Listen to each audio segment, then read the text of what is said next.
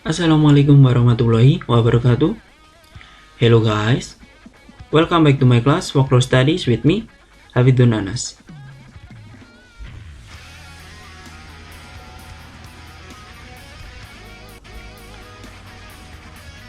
Beberapa minggu yang lalu, kita sudah membahas tentang definisi dari folklore.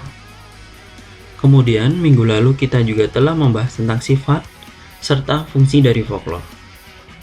So, we'll continue.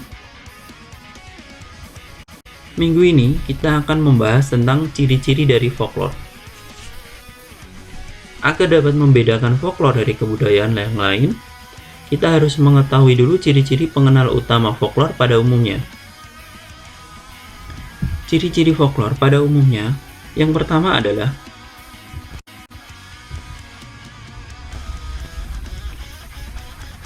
penyebaran dan pewarisannya biasanya dilakukan secara lisan, yakni disebarkan melalui tutur kata dari mulut ke mulut, atau dengan suatu contoh yang disertai dengan gerak isyarat dan alat pembantu pengingat dari generasi ke generasi.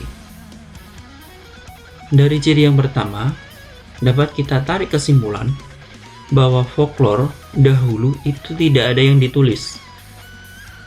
Jadi, penyebaran dan pewarisannya hanya melalui cerita orang tua ke anak, kakek ke anak, kakek ke cucu, dan seterusnya.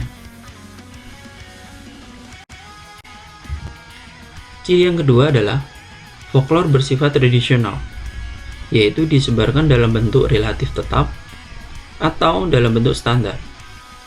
Itu disebarkan di antara kolektif tertentu dalam waktu yang cukup lama, paling sedikit adalah 2 generasi.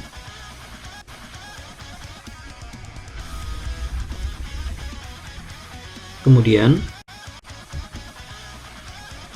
ciri yang ketiga dari folklore adalah folklore ada atau eksis dalam versi-versi, bahkan dalam bentuk varian-varian yang berbeda. Hal ini disebabkan oleh penyebaran folklore yang secara lisan, dari mulut ke mulut, sehingga dapat dengan mudah mengalami perubahan. Perubahan biasanya terletak pada bagian luarnya saja, sedangkan bentuk dasarnya dapat tetap bertahan. Untuk contoh ciri yang ketiga ini cukup banyak.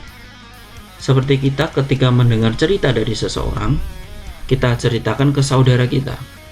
Kemudian saudara cerita ke ibu kita. Ibu kita cerita ke ayah kita. Pasti ada 1 atau 2 kata yang berbeda dan tidak sama persis dengan pencerita yang utama. Jadi, di sini disebutkan ada dalam beberapa versi dan variannya. Hanya saja bentuk dasarnya yang bertahan. Bentuk dasar di sini adalah inti ceritanya tadi.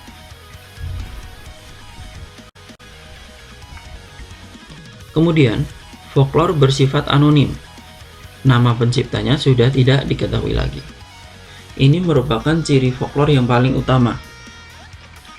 Karena penyebarannya melalui lisan, dari mulut ke mulut, dan dari generasi ke generasi, saking banyaknya generasi yang dia ceritakan itu, akan semakin tidak diketahui siapa yang menceritakan yang pertama. Sehingga ciri utama dari folklore di sini adalah anonim. Tidak diketahui siapa yang menciptakan.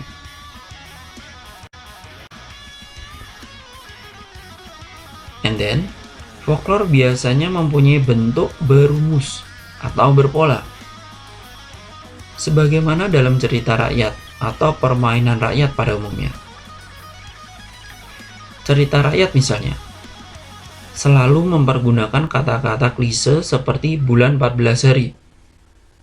Bulan 14 hari di sini untuk menggambarkan kecantikan seorang gadis.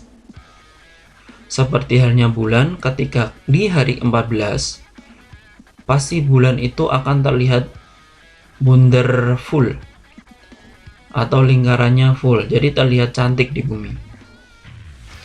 Dan juga seperti ular berbelit-belit. Bentuk berpola seperti ini biasanya untuk menggambarkan kemarahan dari seorang tokoh.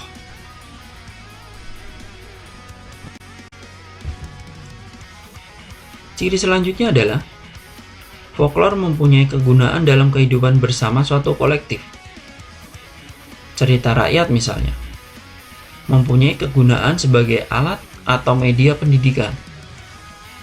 Pelipur lara, protes sosial, serta proyeksi keinginan yang terpendam.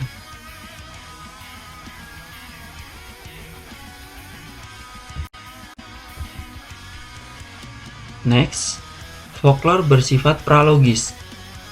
Apa itu pralogis? Pralogis di sini mempunyai logika sendiri yang tidak sesuai dengan logika pada umumnya. Ciri pengenal ini terutama berlaku bagi folklore lisan dan sebagian lisan. Untuk folklore lisan dan sebagian lisan, ini merupakan jenis-jenis dari folklore. Kita akan membicarakannya setelah ini.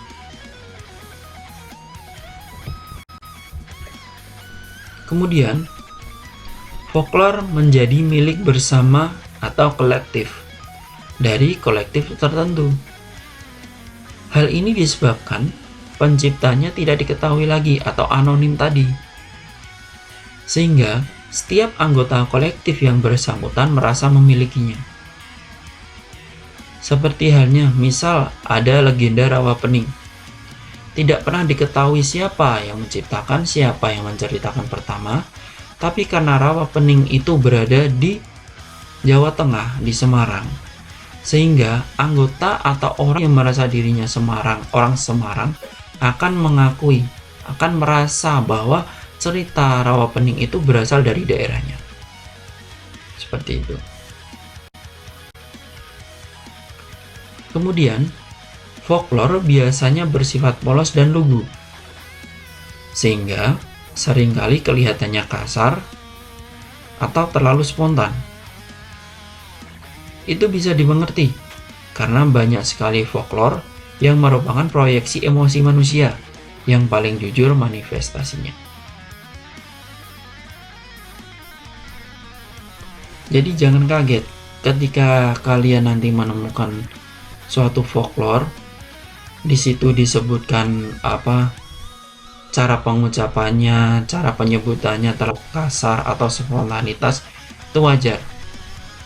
Karena tanpa basa-basi seperti hal sekarang ini.